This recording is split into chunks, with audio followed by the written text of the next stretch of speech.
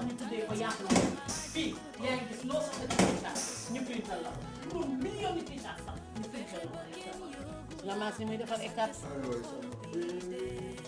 fii mooy plate bi yaa ko moom bu réew seetal gis nga fii mooy plate bi nga xam ne suñ amee invitation yoo xam ne yu bëree bëri la ñu dem ci ay millions de nit fii lañ koy def fii la ñu jël rek def ko ci plate bi lay suñu moto yi road taxi yëpp fii lañ koy liggéey yaa ngi fii ko sax boobu nga ñu defal la lii lépp ñu ko defalee fii soo leen buggee liggéey xale ñëw leen fii ci GPPC ma ne bàyyi leen fa ngeen di dem te ñëw leen fi ñii ñoo yore mbirum design loo xam ne dañ ko liggéey rek fii lañ ko design dama ku weddi firi laajal ITC indi nañ fi ñetti forme yoo xam ne ku ñu nekk 1,700,000 foofu ñu def dana ci less than 1 week ñu defal leen ko même bien ku weddi lu ëpp 5 millions ci less than 1 week bii mooy pour la 115 guillotine machine bii nag mooy bi nga xam ne mooy toog këyit yi nga fii mooy binding.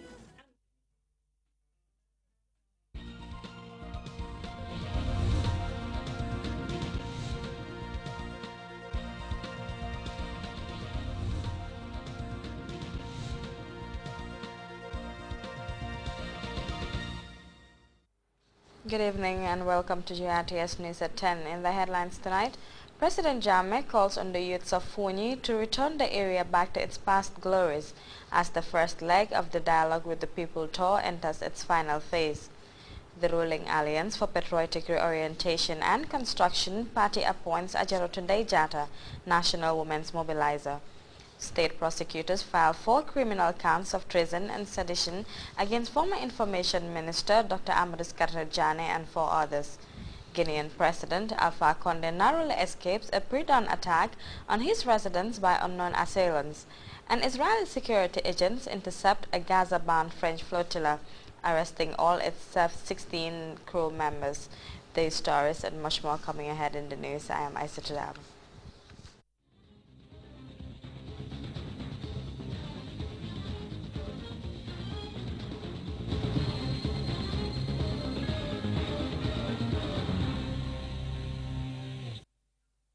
We thank you for joining us.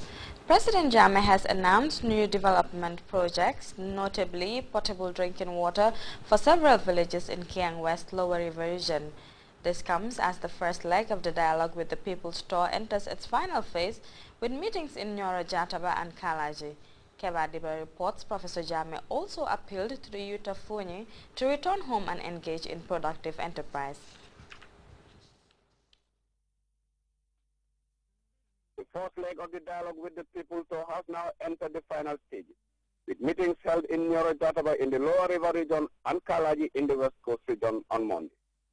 In Nyoro Jataba, Kiang West district, there were dramatic scenes as whole villages collected their voters' cards as a way of convincing the president that they have now broken ranks with the opposition United Democratic Party and have finally emerged from the political cold. The district has proven politically stubborn to the APRC, as it tried without success several times to wrestle the parliamentary seat from the UDP. However, political commentators say this mass defection have the potential to tip the balance of political power in favor of the APRC for the first time, as opposition bigwigs switch political alliance. One such person was Lang Sise from Sankandi village, who in a symbolic gesture put on flames his UDP attire before the president, insisting that henceforth he would redirect his energy towards an APRC victory come 2011. The president said he was now convinced that the people of Kiang West have now turned a new page and said he has forgiven them for all that had happened in the past.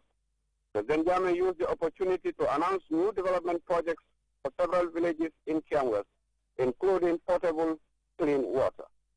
He also donated a number of tractors. In Fonyi, it was a welcome ceremony on a grand scale as cannon fire upon cannon fire shook buildings to their foundation. It was the son of the land making his entry into his political fortress. This is no-go area for the opposition, and no one here doubts that. In Kalaji, even a heavy downpour would not dampen spirit. In fact, both President and the people braved the rains for a meeting that lasted well into the night. The President used the opportunity to appeal to the youth of Fonyi to return to Fonyi and engage in productive enterprise, including agriculture, in order to restore Fonyi to its past glory. President Jammeh warned youth against abandoning their parents in the belief that greener pasture only exists beyond the source of food, citing instances where foreigners have come to this country and through hard work have become rich. Professor Jammeh paid tribute to the women of Fonyi for being hardworking and industrious and for heeding his call. The only way to banish hunger and poverty is through hard work, President Jammeh insisted, and once again challenged the youth of Fonyi to acquire productive skills and engage in agriculture in order to fully utilize the opportunities and facilities being put at their disposal by his administration. The President also warned the people of Fonyi to desist from the cultivation of cannabis sativa, insisting that the government has zero tolerance for illicit drugs and the full force of the law will have to be applied without favor or fear. The tour continues with meetings in Mayok and Biam Tuesday. Kebadiva, Grts with the presidential entourage. The APRC Party Bureau and its party leader, His Excellency Sheikh Professor Alhaji Dr. Yahya AJJ Jammeh, would like to notify all its party militants and structures as well as the general public that Mrs. Ajaratunde Jatta has been appointed as the APRC National Women's Mobilizer with effect from today, Tuesday, 19th July 2011. Ajaratunde Jatta replaces APRC party veteran Ajafatu Sala, who has retired on health grounds. The release also adds that Ajaratu Fatu Ba of Banjul has been appointed as the Deputy APRC National Women's Mobilizer. In a string of engagements this morning, a number of individuals and organizations called on the Vice President, Ajah Dr. Aissatou Saidi, at her office. Thus, they include members of the Sarahule Youth Development Organization, the UNICEF country representative, as well as one Mokhtar Sow, a Senegalese entrepreneur. Mamadou Diallo covered those events, and this is his report. The first to call on the Vice President was Bailo Camara, a Gambian based in the Central African Republic. Mr. Camara was at State House to update Vice President Yai Saidi on the status of Gambian nationals based in the CAR. According to Camara, there are about 50 Gambian nationals currently living in Bongi, engaged in various activities from diamond mining to trade. Camara also wants government to establish a consulate or embassy that can take care of their needs, saying there are 2 or 3 Gambians who want to come back home and would require assistance from the government. He however said that the Vice President has assured him that government will look at ways and means of helping them. The Sarahule Youth Development Organization was the second to call on the Vice President. After a long audience with Dr. Yai Saidi, the President of the organization, Mohamed Magazi, told waiting journalists that their meeting with the Vice President had been very fruitful. His Excellency is doing his best, to transform the Gambia into a city-state. So for that to be, to be maintained and to go into the interest of all Gambians, so everybody should have a role to play in that nation building. So we Sarawules, we are not left behind. So we say with the young people, we have to show ourselves to His Excellency, so to show him what we can do in order to achieve the Vision 2020 that is set for the development of the Gambia. Bagazi also said that the meeting afforded them the opportunity to reaffirm their allegiance and support to the President and the APRC party.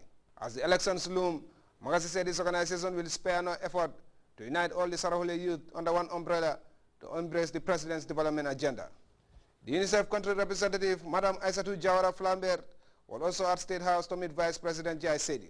This was a courtesy call on Her Excellency the Vice President. As you may know, I took office as a UNICEF representative in the Gambia in June. So it was important for me to meet with Her Excellency to introduce myself and also to review the areas of cooperation between the government and UNICEF. So we have discussed the country program of cooperation, the different areas in terms of health, education, child protection, and also the disaster management agency that she is leading. Madam Jawara Flambert said during the meeting, the Vice President acknowledged the work of UNICEF, commending them for their achievements, especially in the area of child survival and elimination of female genital mutilation. Madam Flambert also commended government for the support rendered to her and her agency. She disclosed that UNICEF is currently working with line ministries as well as the Population Affairs Unit, which is coordinating the country program. The focus of UNICEF, she concluded, will be on the 20 most vulnerable districts in the Gambia. The last to call on the Vice President was Mokhtar Sow, President of the Senegalese Evaluation Network. He's also the founder of the Evaluation Engineering and Training Firm, which is active in a number of African countries and has the trust and confidence of the Senegalese government.